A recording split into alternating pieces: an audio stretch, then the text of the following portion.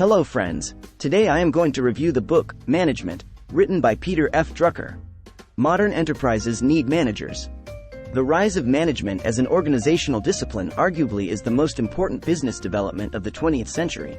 Management practices came into demand when labor transitioned from manual work to knowledge work. As economies and businesses grew, the need for skilled professionals grew as well. Knowledge workers carry their skills with them.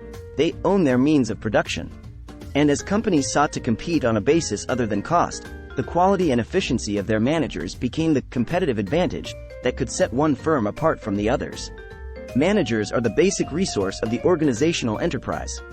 Management's history. The discipline of management came into its own with the development of universal banks in Europe and the transcontinental railroad in North America during the late 1800s. These huge enterprises changed the business dynamic from that of a centrally located, single-owner entrepreneur to a multiple-shareholder, internationally dispersed organization. When a variety of tasks all have to be performed in cooperation, synchronization, and communication, an organization needs managers and management. Management's primary goal: make people productive. Management is essential in all complex organizations that rely on people to make indispensable contributions. Managers direct workers to ensure that all their actions directly support the organization's purposes.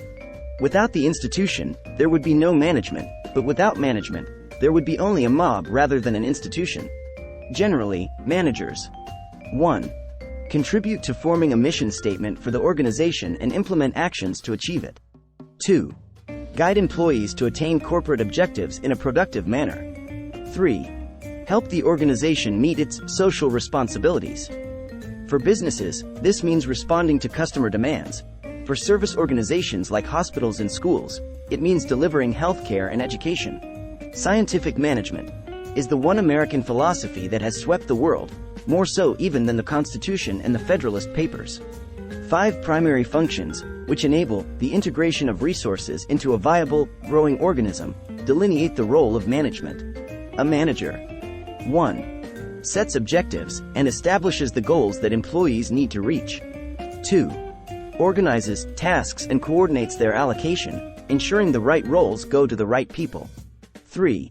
Motivates and communicates in order to mold staffers into cooperative teams and to convey information continually up, down, and around the organization. 4.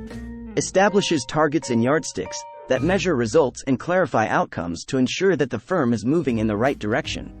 5. Develops people through finding, training, and nurturing employees, a firm's primary resource. Good decision-makers don't make many decisions. They make decisions that make a difference. Managers make informed decisions that keep everyone moving smartly ahead in the right direction. They should be superb communicators who explain what needs to be done and why. They plan, organize, and monitor budgets to ensure that their organization spends its resources wisely.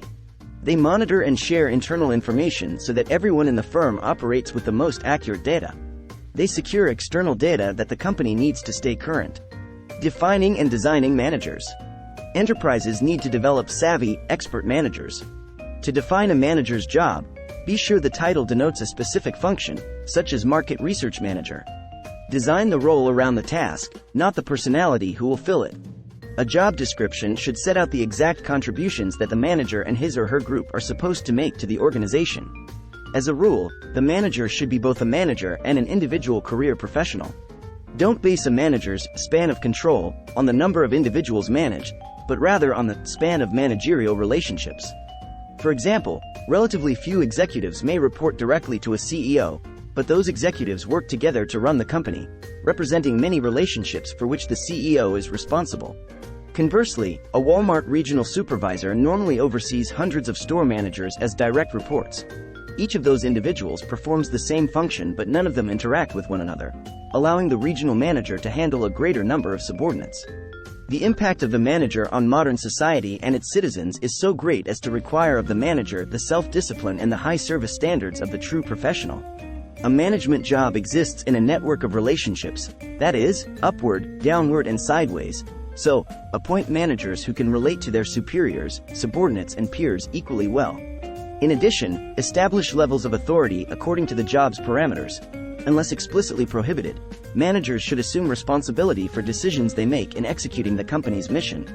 Use regular performance appraisals to determine management capabilities.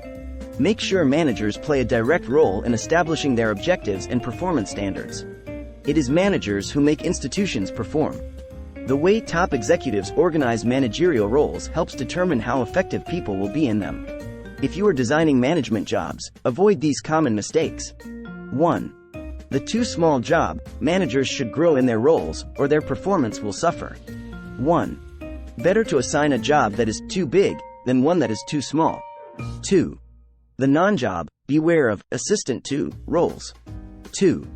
A job with no clear objectives, duties and accountability is corrosive both to the individual in it and to others in the company. 3. Failing to balance managing and working. Managing is not a full-time effort, so managers should be proficient in their own careers. 3. The ideal manager is a working boss, rather than just a coordinator of others' work. 4. Poor job design. Managers should be able to fulfill their functions without too many meetings, too much coordination or too much travel. 5. Titles as rewards. Don't inflate job titles as compensation. Unearned ranks are empty gestures that demean both the organization and its managers. 6. The widowmaker job. Some jobs crush the best managers, usually because the roles are inherently flawed. Decisions. Decision-making is a manager's stock in trade. To reach good judgments, always check the validity of the information you have. Management is not just a matter of experience, hunch, or native ability. Its elements and requirements can be analyzed, organized systematically, and learned by anyone with normal intelligence. Then follow 7 rules. 1. Make sure it is imperative to make a decision. 1. Issuing too many unnecessary pronouncements misuses resources and can undermine your credibility. 2. Understand what type of problem you face. Is it generic or unique? Can it be solved under usual operating norms, or will it require wholly new ways of thinking? 3. Delineate the issue by asking, what is this all about? What is pertinent here? What is key to the situation? 4. Compromise, if necessary, to get the right decision in place. 5. Secure buy-in from all the constituents who will have to implement your decision. 6. Ensure that actions follow decisions. 6. Spell out what needs to be done, and assign responsibility accordingly. 7. Monitor, in person, the actual result of your decision. 7. Get the necessary feedback to test the validity of your choice.